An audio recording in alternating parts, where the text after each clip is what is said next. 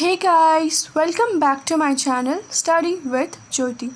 तो अब मैंने जैसे पश्चिमी एशिया के बारे में जैसे ब्रिटिशर्स ने कैसे इराक़ पर अपना संरक्षण रखा था, तो उसी से रिलेटेड मैं आपको इराक़ ब्रिटिश में क्या संबंध हुए उसके बाद वो बताने जा रही हूँ, उसे ही कंटिन्यू करते हुए।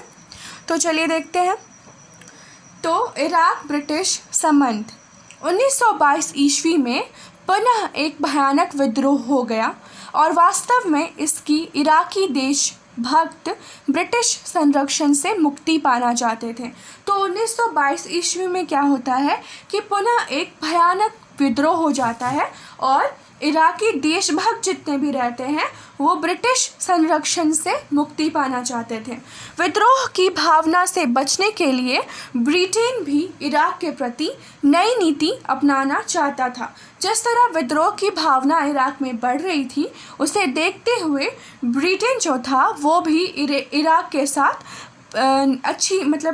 उनके प्रति नई नीति अपनाने की सोच रहा था और इसका परिणाम यह हुआ कि ब्रिटेन ने इराक़ के साथ 4 संधियां की।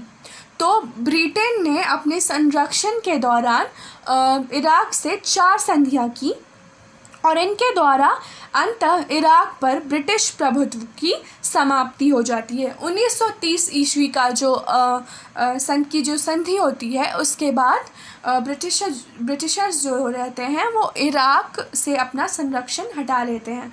लेकिन उससे पहले बहुत सी ऐसी संधियां होती हैं जिसमें ब्रिटिशर्स इराकी लोगों को संतुष्ट करने की कोशिश करते हैं। तो चलिए देखते हैं 1922 ईस्वी की संधि क्या थी। तो इराक़ पर ब्रिटेन का प्रभाव कायम किया गया। तो 1922 की संधि में भी क्या होता है कि इराक़ पर ब्रिटेन का प्रभाव कायम किया जाता है और ब्रिटिश सरकार ने यह अधिकार दिया कि अपने परामर्शदाताओं को इराकी शासन के संबंध में परामर्श देने के लिए नियुक्त करें। तो ब्रिटिश सरकार ने अधिकार दिया अपने परामर्शदाताओं को कि इराकी शासन के संबंध में परामर्श देने के लिए नियुक्त करें। और फिर तीसरा पॉइंट है, इराक़ की सेना में ब्रिटिश अफसर शामिल होकर उसे सहायता देंगे। तो इस संधि में कहा जाता है कि इराक़ की सेना में ब्रिटिश अफसर शामिल किए जाएंगे और इराक़ को वो सहायता प्रदान करेंगे। इराक़ में होने वाले विदेशियों की रक्षा करने का अधिकार ब्रिटिश सरकार को है। तो इस संधि में कहा गया कि इराक़ में जितने भी विदेशी रह रहे हैं उसकी रक्षा करने का अधिकार ब्रिटिश सरकार को ही होगा। आर्थिक मामलों में इराक़ का ब्रिटिश हस्तक्षेप इराक़ स्वीकार करे और अपना नियंत्रण रखे। तो आर्थिक मामलों में भी ब्रिटिश हस्तक्षेप करना चाह रहा था, ये उसकी 5वीं मांग थी। और छठा था, इराक़ के वैदेशिक मामलों में भी ब्रिटिश हस्तक्षेप करेगा और इराक़ ब्रिटेन के नियंत्रण को स्वीकार करे। तो वैदेशिक मामलों में भी, आर्थिक मामलों में भी ब्रिटिश अपना हस्तक्षेप करना चाह रहा था। पहले यह संधि 20 वर्षों के लिए की गई, बाद में इसे 4 वर्ष के लिए कर दिया गया और इस तरह ब्रिटिश का पूरा नियंत्रण इराक़ पर हो गया। इराक़ के लोगों ने इसका विरोध किया। जिस तरह आर्थिक हित में भी, वैदेशिक हित में भी जिस तरह ब्रिटिश अपना संरक्षण बनाना चाह रहा था, उसे देखते हुए इराक़ में विरोध की भावना प्रबल हो जाती है और इराक़ के लोग इसका विरोध करते हैं और अंत में ब्रिटिश सरकार ने 1926 ईस्वी को दूसरी संधि करने के लिए मजबूर हो जाते हैं। तो दूसरी संधि क्या होती है? 1926 ईस्वी की संधि। तो 13 जनवरी 1926 को इराक़ और ब्रिटेन के बीच एक संधि होती है फिर से, और इस संधि के द्वारा यह तय किया गया कि 25 साल के अंदर इराक़ को स्वतंत्र कर दिया जाएगा। तो इस संधि में ये बिंदु रखे जाते हैं, ये पॉइंट्स रखे जाते हैं कि 25 वर्षों के अंदर इराक़ को स्वतंत्र कर दिया जाएगा और इसके द्वारा तुर्की एवं इराक़ के बीच सीमा निर्धारण के लिए एक आयोग की नियुक्ति भी की गई, जिसने मोसुल विवाद का समाधान किया। परंतु इराक़ के लोग इससे भी इस संधि से भी संतुष्ट नहीं होते हैं, जिसमें कहा गया कि 25 वर्षों के अंदर इराक को स्वतंत्र कर दिया जाएगा, लेकिन इससे भी इराक संतुष्ट नहीं होते हैं। ठीक है, इराकियों को कहना था कि वो 25 वर्षों तक पराधीन नहीं रहना चाहते थे, और अब फैज़ल ने इराक के लिए राष्ट्र संघ की सदस्यता की मांग की।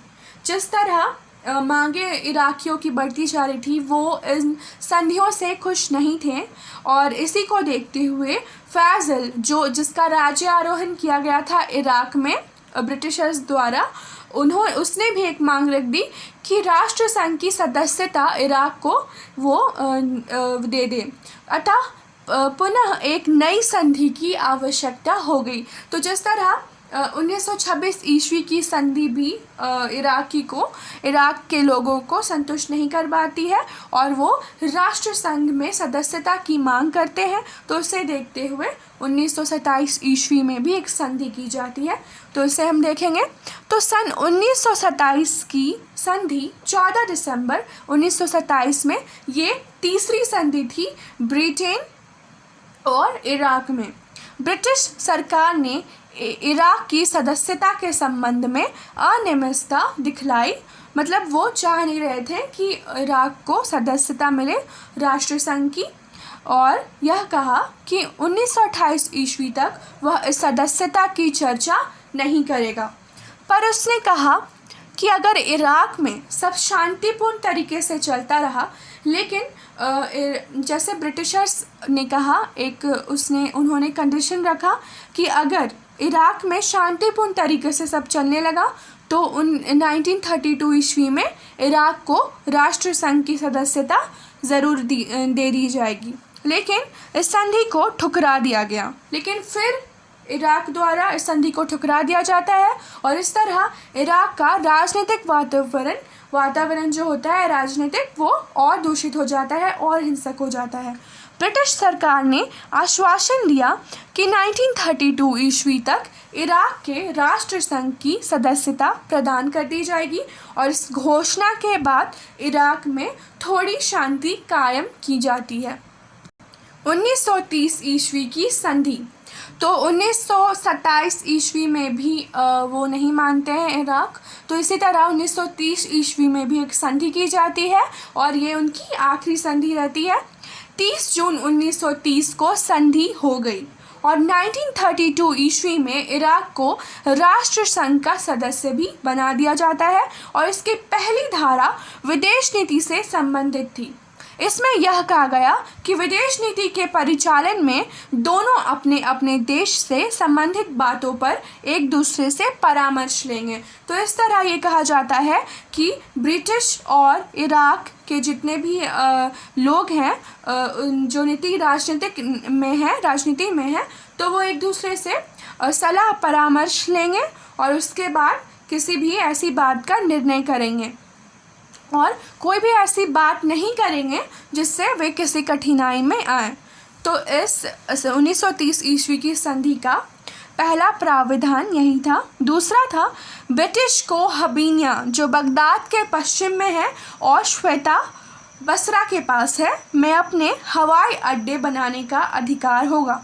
तो ब्रिटिश ने क्या कहा कि हबीनिया, जो बगदाद के पश्चिम में है और श्वेता बसरा के पास है, वहाँ पर उन्हें हवाई अड्डे बनाने का अधिकार होगा, तथा उसे उन क्षेत्रों में अपनी सेना को एक स्थान से दूसरे स्थान पर भेजने का भी अधिकार होगा।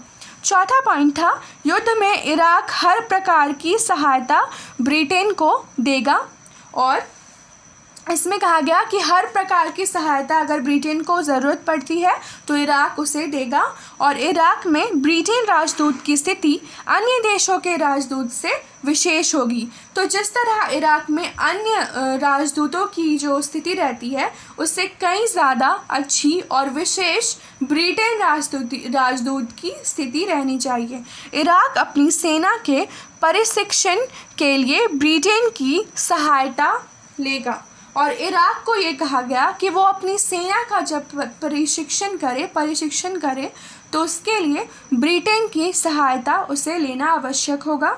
7वां पॉइंट है राष्ट्र संघ की सदस्यता के लिए ब्रिटेन इराक की मदद करेगा। तो इस तरह राष्ट्र संघ की सदस्यता लेने के लिए ब्रिटेन ये वादा करता है कि वो इराक की मदद करेगा और फलतः 1932 ईस्वी में इराक को राष्ट्र संघ की सदस्यता मिल जाती है।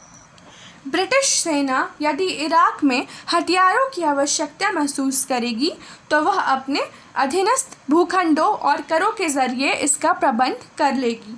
तो ब्रिटिश सेना ने ये भी एक मांग रखी कि इराक में हथियारों की आवश्यकता महसूस करेगी तो वह अपने अधीनस्थ भूखंडों से और या फिर करों के ज़रिए वो इसका प्रबंध कर लेगी। तो इस तरह और उसके बाद इराक को ब्रिटिश संरक्षण से मुक्ति दे दी जाती है और इस तरह हमारा इराक पे ब्रिटिश संरक्षण का टॉपिक यहीं पे ख़त्म होता है।